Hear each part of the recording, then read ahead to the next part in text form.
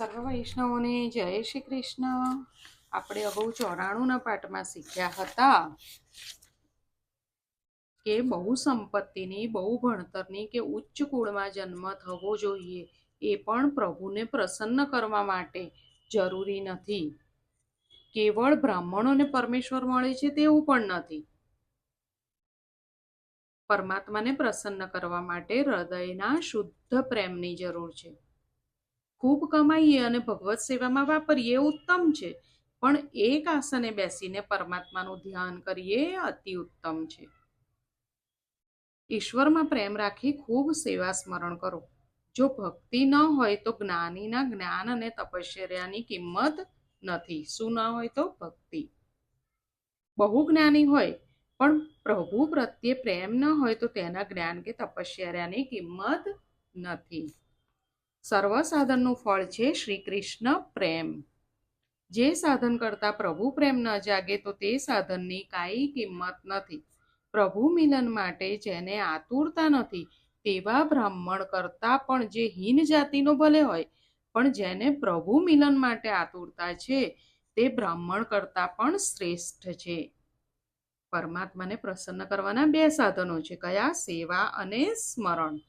3 કલાક રોજ સેવા સ્મરણ કરો. હવે આગળ જોઈશું. જીવને આપનાર ઈશ્વર છે, પરંતુ મનુષ્ય નિવેદન કરે એટલે ભગવાન પ્રસન્ન થાય છે. સેવા અને પૂજામાં ભેદ છે. જ્યાં પ્રેમ પ્રધાન છે તે સેવા, જ્યાં વેદ મંત્રો પ્રધાન છે તે પૂજા. પૂજા કરો તો અનન્ય પ્રેમથી પૂજા કરો. હવે આગળ જોઈશું. સચ્ચિદાનંદ રૂપાય વિશ્વોત્પત્યાદિહેતવે તાપત્રય વિનાશાય શ્રીકૃષ્ણાય વયમ નમઃ.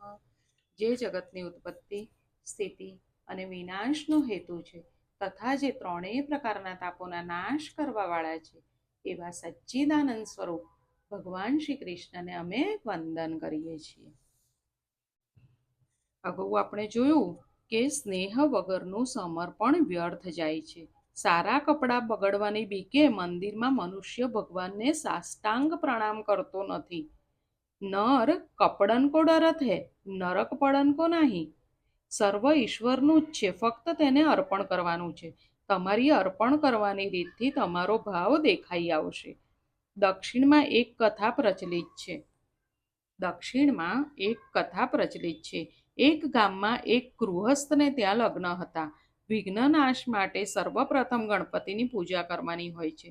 ગોર મહારાજે પૂજા વખતે જોયું તો ગણપતિની મૂર્તિ હતી નહીં. હવે શું થાય? ગોર મહારાજ જ્ઞાની હતા. જ્યાં પ્રેમથી પધરાવો ત્યાં ઈશ્વર આવીને બિરાજે છે. સોપારીમાં પણ ભગવાન આવીને બેસે છે. ઉત્તમમાં ઉત્તમ વસ્તુ ઠાકોરજીને અર્પણ કરવી એ ભક્તિ છે. નૈવેદ્યનો ગોળ હતો, તે ગોળના ગણપતિ બનાવ્યા. યજમાનને પૂજા કરવાનું કહ્યું. ધૂપ દીપ થયા પછી નૈવેદ્ય અર્પણ કરવાનો સમય આવ્યો. નૈવેદ્યના ગોળના તો ગણપતિ બનાવ્યા હતા. હવે નૈવેદ્ય ક્યાંથી લાવવું? એટલે ગોર મહારાજે ફરીથી તે ગોળના ગણપતિની મૂર્તિમાંથી થોડો ગોળ કાઢી લીધો અને ગોળનું નૈવેદ્ય કર્યું. ગોળના ગણપતિ અને ગોળનું નૈવેદ્ય. આવી પૂજાથી પણ ગણપતિ પ્રસન્ન થાય. યજમાનના કાર્યમાં વિઘ્ન ન આવ્યું, કારણ આ કાર્ય પાછળ ભાવના તો શુદ્ધ હતી ને. વસ્તુનું મહત્વ નથી, ભાવની મહત્તા છે. સેવા સદભાવથી કરો તો સફળ થાય. સેવા કરતા રોમાંચ થાય. સેવા કરતા આંખમાં આંસુ આવે. તે સાચી સેવા. સેવા ક્રિયાત્મક નહીં પરંતુ ભાવાત્મક હોવી જોઈએ. સેવા કરતા આનંદ થાય તેનું નામ સેવા. થોડું કરો પણ પ્રેમપૂર્વક કરો. ભગવાન માટે રસોઈ કરો. ભગવાનને અર્પણ કરીને જમવું જોઈએ. નાથ, આપ વિશ્વંભર છો, સર્વના માલિક છો. તમને કોણ જમાડી શકે? તમારું તમને અર્પણ કરું છું. ઈશ્વરનું ઈશ્વરને અર્પણ કરવાનું છે. અરે આ જીવ બીજું ક્યાંથી લાવે? જીવ બીજે ક્યાંથી લાવવાનો હતો? ફક્ત ભાવનાની કિંમત છે. પરમાત્મા પરિપૂર્ણ છે. ઈશ્વરને અપેક્ષા નથી. પરમાત્માને કોઈ વસ્તુની ભૂખ નથી, પણ ફક્ત પ્રેમની ભૂખ છે. પરમાત્માને ફક્ત પ્રેમની ભૂખ છે. ભગવાનને ભાવથી અર્પણ કરશો તો તે અનંત ગણું કરીને આપશે. ભક્તિ માર્ગમાં ભાવના વગર સિદ્ધિ મળતી નથી. ભક્તિ માર્ગમાં ભાવના વગર સિદ્ધિ મળતી નથી. જ્ઞાન માર્ગમાં ત્યાગ અને વૈરાગ્યની જરૂર છે. બાળકને બાપ રૂપિયો આપે, બાપ તે પાછો માંગે છે. ઘણા બાળકો રૂપિયા આપતા નથી. પિતાજીને દુઃખ થાય છે, મેં જ રૂપિયો આપ્યો અને મને તે આપતો નથી. પણ જો બાળક રૂપિયો આપે તો પિતાને આનંદ થાય છે. રૂપિયો પિતાનો છે તો પણ આનંદ થાય છે. જીવ માત્રના પિતા ઈશ્વર છે. તેણે જે આપ્યું છે તે જ તેને આપવાનું છે. એવો નિયમ લેજો કે ઠાકોરજીને અર્પણ કર્યા વગર હું કાંઈ ખાઈશ નહીં. કેટલીક વાર બધાને બહાર જમવાનું હોય તો ભગવાનને એકલા દૂધ ઉપર રાખે. નાથ, દૂધ જમો, આજે મારે મોહનથાળ જમવા જવાનું છે. ઘરમાં કોઈ જમનાર ન હોય તો પણ ભગવાન માટે રસોઈ બનાવો. કથામાંથી કાંઈક નિયમ નહીં લો તો કથા તમારી વ્યર્થ અને મારી પણ વ્યર્થ. કેટલાક લોકો કહે છે કે કથા સાંભળી નાખી. અરે, કથા સાંભળીને નાખી દેવાની નહીં. કથા કાનમાં રાખવાની છે, કથા હૈયામાં રાખવાની છે. કોઈ પણ સ્વરૂપની મૂર્તિ રાખી ભાવ અને પ્રેમપૂર્વક સેવા કરો. ચિત્ર સ્વરૂપ કરતાં મૂર્તિ સ્વરૂપ સારું છે. સેવા કરો ત્યારે એવી ભાવના રાખો કે આ સાક્ષાત પરમાત્મા છે. સેવાના આરંભમાં ધ્યાન કરો. સંપત્તિ પ્રમાણે ખર્ચ કરો. સુંદર સિંહાસન બનાવો. ધ્યાન સાથે ભાવના કરો કે ભગવાન વૈકુંઠથી આવે છે. મારા ઘરમાં જે સેવ્ય સ્વરૂપ છે તેમાં ભગવાન પ્રવેશ કરે છે. સેવામાં બેસો ત્યારે કોઈ પણ આવે તેની સાથે બોલશો નહીં. દેહનું ભાન હોય તો તેને નમસ્કાર કરજો. પરમાત્માથી કોઈ શ્રેષ્ઠ નથી. પરમાત્મા સમાન કોઈ નથી તો શ્રેષ્ઠ ક્યાંથી હોય? સેવા એટલે સેવ્યમાં મનને પરોવી રાખવું, એ સેવા છે. સેવા એટલે સેવ્યમાં મનને પરોવી રાખવું. તમે શરીરમાં જેવો પ્રેમ રાખો છો તેવો ઠાકોરજીના સ્વરૂપમાં પ્રેમ રાખજો. પરમાત્માના અનંત ઉપકાર છે. પ્રભુએ અનેકવાર મારું રક્ષણ કર્યું છે. હું ભગવાનનો દાસાનું દાસ છું. સેવામાં દાસ્ય ભાવ મુખ્ય છે. નાથ, તમારો નોકર છું, અધમ છું, પણ તમારો છું. દાસ્ય ભાવ હૃદયને જલ્દી દીન બનાવે છે. અંતે સેવામાં દૈન્યતા આવે તો હૃદય જલ્દી પીગળે છે. સેવામાં દૈન્યતા આવે તો હૃદય જલ્દી પીગળે છે. સેવામાં હૃદય ન પીગળે ત્યાં સુધી સેવા સફળ થતી નથી. દાસ્ય ભાવ વગર સેવા ફળતી નથી. સેવા સ્નેહથી કરો, સમર્પણ ભાવથી કરો. મૂર્તિમાં ભગવત ભાવ ન જાગે ત્યાં સુધી પ્રત્યેક પદાર્થમાં ઈશ્વર ભાવ જાગશે નહીં. સેવા કરતા નિષ્ઠા રાખો કે આ તો પ્રત્યક્ષ ઈશ્વર છે.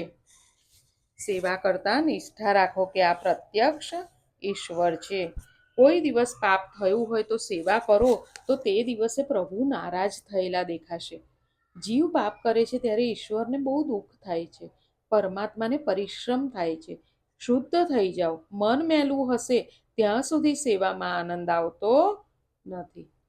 શું કીધું? મન મેલું હશે ત્યાં સુધી સેવામાં આનંદ આવતો નથી. મનમાંથી મલિનતાને કાઢી નાખો. સેવામાં કેવી ભાવના કે કેવી દ્રઢતા જોઈએ એ બાબતમાં નામદેવ મહારાજના ચરિત્રમાં એક કથા આવે છે. નામદેવ 3 વર્ષના હતા. ઘરમાં વિઠ્ઠલનાથની પૂજા હતી. પિતાજીને બહારગામ જવાનું થયું. નામદેવને પૂજાનું કામ સોંપ્યું. પિતા સમજાવે છે કે બેટા, ઘરના માલિક વિઠ્ઠલનાથ છે, તેની સેવા કર્યા વગર ખાઈએ તો પાપ લાગે. નામદેવ પિતાજીને પૂછે છે, બાપુજી, ઠાકોરજીની સેવા કેવી રીતે કરવી મને બતાડો. પિતાજી કહે, આ ઘરમાં જે કાંઈ છે તે આપણું નથી, વિઠ્ઠલનાથનું છે. સર્વના માલિક વિઠ્ઠલનાથ છે. પ્રસાદ રૂપે ગ્રહણ કરીએ તો દોષ લાગે નહીં. ઠાકોરજીને અર્પણ ન કરીએ તો પાપ લાગે. નામદેવ પૂછે છે, પિતાજી, ઠાકોરજીની સેવા કેવી રીતે કરવી તે બતાવો. પિતાજી સમજાવે છે કે સવારમાં વહેલો ઉઠજે. વેદાંતિઓ બ્રહ્મની વાત કરે છે. જીવ બ્રહ્મ છે. જીવ ભલે બ્રહ્મરૂપ હોય પણ આજે તો તે દાસ છે. આજે હું દાસ છું. પરમાત્મા મને અપનાવી બ્રહ્મરૂપ બતાવે ત્યારે ખરું, પણ આજે તો હું દાસ છું. દાસ્ય ભાવથી જીવન સુધરે છે, મરણ સુધરે છે. ભાગવતમાં વાત્સલ્ય ભાવ, માધુર ભાવ વગેરે અનેક ભાવનું વર્ણન છે, પણ તે સર્વ ભાવ દાસ્ય ભાવ મિશ્રિત છે. દાસ્ય વગરની દાસ્ય વગર જીવની દયા ઈશ્વરને આવતી નથી. તો પિતાજી હવે દીકરાને શું સમજાવે છે કે વહેલો ઉઠજે, સ્નાન કરી પવિત્ર થજે, પછી ભગવાનને પ્રાર્થના કરવાની, ઠાકોરજીને જગાડવાના, પણ તે પહેલા ભોગ સામગ્રી તૈયાર રાખજે. વૈષ્ણવના હૃદયમાં પ્રેમ ભાવ જાગે એટલે ઠાકોરજીને ભૂખ લાગે છે. ભગવાનના ધીરે ધીરે ચરણ પખાળવા, તેમને દુઃખ ન થાય. સ્નાન કરાવી ધીરે ધીરે ઝાંખી કરજે. એવી રીતે ખૂબ સદભાવથી સેવા કરવાની. ભગવાનને પૂછવાનું કે આજે તમારે કયો શૃંગાર કરવો છે, કયું પીતાંબર લાવવું. શૃંગાર કરનારો સ્વરૂપ સાથે એક બને. પ્રભુએ આપ્યું હોય તો વાપરવામાં સંકોચ ન કરવો. જેવો આનંદ યોગીઓને સમાધિમાં મળે છે, જેવો આનંદ યોગીઓને સમાધિમાં મળે છે તેવો આનંદ ભક્તને ઠાકોરજીના શ્રૃંગારમાં મળે છે. ઉઘાડી આંખે સમાધિ જેવો આનંદ મળે છે. યોગીઓને પ્રાણાયામ પ્રત્યાહાર કરવા પડે છે, તેમ છતાં મન કોઈ વાર દગો આપે છે. કનૈયાને વારંવાર પૂછશો તો કનૈયો કહેશે, એટલો સમય જગત ભૂલશો અને પરમાત્મામાં તન્મય થશે તો આનંદ થશે. શૃંગાર કર્યા પછી ભોગ અર્પણ કરવાનો, દૂધ ધરવાનું. વિઠ્ઠલનાથ શરમાળ છે. વારંવાર પ્રાર્થના કરીએ પછી ઠાકોરજી આરોગે છે. પ્રાર્થના કરવી કે નાથ, તમને જરૂર નથી પણ આરોગો તેવી મારી ભાવના છે. અનેક વાર પ્રાર્થના કરીશ તો ઠાકોરજી દૂધ લેશે. સેવામાં ભક્તિમાં પ્રેમ મુખ્ય છે. સેવા ભાવથી કરજો. સેવા પછી પ્રાર્થના કરવાની કે નાથ, અજામિલ જેવાનો ઉદ્ધાર કર્યો તો મારો શું ઉદ્ધાર નહીં કરો? આપે અજામિલ જેવા ઉપર કૃપા કરેલી નાથ. હું અધમ છું, પાપી છું, પણ અજામિલ જેવો નથી. અજામિલી તો વેશ્યા રાખેલી, મેં ઘરમાં નથી વેશ્યા નથી રાખી, તો મારા ઉપર કૃપા નહીં કરો. સ્તુતિ કરી પછી પ્રભુને વંદન કરવાના. સ્તુતિમાં કંઈ ભૂલ થઈ હોય તો તે પ્રણામ કરવાથી પરિપૂર્ણ બને છે. સેવાની સમાપ્તિમાં બાલકૃષ્ણને સાષ્ટાંગ પ્રણામ કરવા. નામદેવ નિર્દોષ બાળક હતા. પિતાજીએ કહેલી બધી વાત એમણે માની લીધી. બાળક નાનો હશે ને તેને સમજાવવામાં આવશે તો તેને મૂર્તિમાં ભગવાન દેખાશે. બાળક મોટી ઉંમરનો થાય ને પછી તેને સમજાવવા જશો તો એ સામે દલીલો કરશે. તેથી નાનપણથી બાળકોમાં ભક્તિના સંસ્કાર દ્રઢ કરજો. નામદેવના મનમાં ઠસી ગયું કે ભગવાન દૂધ પીશે. વાત ઠસી ગઈ કે પરમાત્મા જમે છે. ભગત થવાતું નથી, ભગત જન્મથી જ હોય છે, ભગત જન્મે છે. નામદેવ બાલ્યાવસ્થાથી જ ભક્ત હતા. તે દિવસે રાત્રે નામદેવને ઊંઘ આવતી નથી. સવારે સેવા કરવાની છે. પ્રાતઃકાળમાં બાળક 4 વાગે ઉઠ્યો છે. ભગવાનને પ્રેમથી જગાડે છે. ભગવાનની સેવા બાળક થઈને કરજો. બાળક નિર્દોષ હોય છે, નિર્દોષ થઈને સેવા કરજો. નામદેવે ઠાકોરજીના ચરણ પખાડીને સુંદર શ્રૃંગાર કર્યો. વિઠ્ઠલનાથ પ્રસન્ન દેખાય છે. ઘરના ગરીબ હતા. તુલસી અને ગુંજામાળા ઠાકોરજીને પ્રિય છે તે અર્પણ કરી છે. થોડું આપો પણ ઘણું માને તે ઈશ્વર છે, અને ઘણું આપો પણ થોડું માને એ જીવ છે. ઠાકોરજીને ગોપીચંદનનું તિલક કર્યું. શ્રૃંગાર થયા પછી ઠાકોરજીને ભૂખ લાગે છે. આપણા હૃદયમાં પ્રેમ હોય તો તે પ્રેમ જ મૂર્તિમાં જાય છે અને મૂર્તિ ચેતન બને છે. પ્રેમ જડને ચેતન બનાવે છે. પ્રેમથી જડ ચેતન અને ચેતન જડ બને છે. હવે નામદેવજી તો દૂધ લઈ આવ્યા. વિઠ્ઠલનાથ, તમે જગતને જમાડનાર છો, પણ હું તમને શું જમાડી શકું? તમારું તમને અર્પણ કરું છું. નામદેવ વારંવાર વિઠ્ઠલનાથને મનાવે છે, વિનવણી કરે છે. વિઠ્ઠલનાથ પ્રસન્ન થયા છે. તો પણ દૂધ કેમ નથી પીતા? કેવળ પ્રેમથી નામદેવને નિહાળે છે. નામદેવ કહે, હું બાળક છું, આજ સુધી સેવા નથી કરી એટલે તમે નારાજ થયા છો, પણ તમે દૂધ કેમ નથી પીતા? જલ્દી પીઓ, તમને ભૂખ લાગી હશે. શું ખાંડ ઓછી છે એટલે નથી પીતા? નામદેવજી ઘરમાં જઈને ખાંડ લઈ આવ્યા અને ફરીથી દૂધમાં ખાંડ પધરાવી. જીવ ઈશ્વરને મનાવતો નથી, તેથી પરમાત્મા માનતા નથી. વિઠ્ઠલ, તમે દૂધ પીશો નહીં તો હું દૂધ પીવાનું છોડી દઈશ. તમે દૂધ નહીં પીવો તો તમારા આગળ હું માથું પછાડીશ. બાળક અતિશય વ્યાકુળ થયો છે. વિઠ્ઠલ, દૂધ પીવો નહીંતર મારા પિતા મને મારશે. બાળક જ્યાં માથું પછાડવા તૈયાર થયો તે જ સમયે પરમાત્માએ દૂધનો કટોરો ઉઠાવ્યો. મૂર્તિ આજે જડ નહીં પરંતુ ચેતન બની છે. નામદેવનામાંથી વિઠ્ઠલનાથ ખુશ થયા હતા. વિઠ્ઠલ દૂધ પીતા હતા. નામદેવને આનંદ થયો. આશા હતી વિઠ્ઠલનાથ થોડો પ્રસાદ આપશે. વિઠ્ઠલનાથ, તમને આજે શું થયું છે? તમે એકલા બધું દૂધ પી જશો, મને નહીં આપો? વિઠ્ઠલનાથે નામદેવને ગોદમાં લીધો. નામદેવે વિઠ્ઠલનાથને દૂધ પીવડાવ્યું અને વિઠ્ઠલનાથે નામદેવને દૂધ પીવડાવ્યું. આ પ્રમાણે સેવાનો ક્રમ બતાવ્યો. ભક્તિ પ્રેમ અને સેવા વગર સફળ થતી નથી. ભક્તિ શેનાથી સફળ થાય? પ્રેમ અને સેવાથી. આ પ્રેમમાં એવી શક્તિ છે કે નિષ્કામ સકામ બને છે, નિરાકાર સાકાર બને છે. ઈશ્વર સાથે ખૂબ પ્રેમ કરો. ઈશ્વર જીવ પાસે ખાલી પ્રેમ માંગે છે.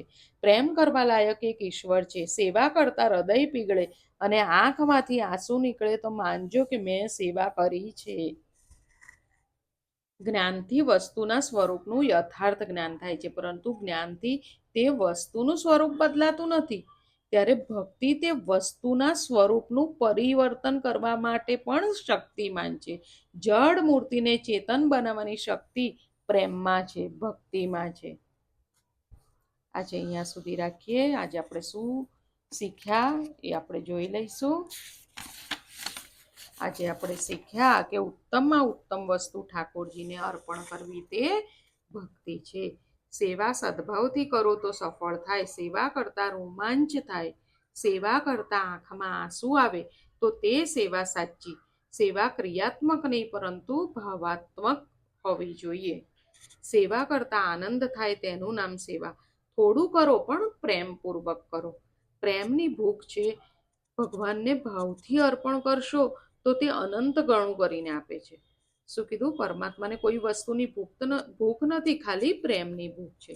સેવા એટલે સેવ્યમાં મનને પરોવી રાખવું. સેવા એટલે સેવ્યમાં મનને પરોવી રાખવું તે સેવા છે.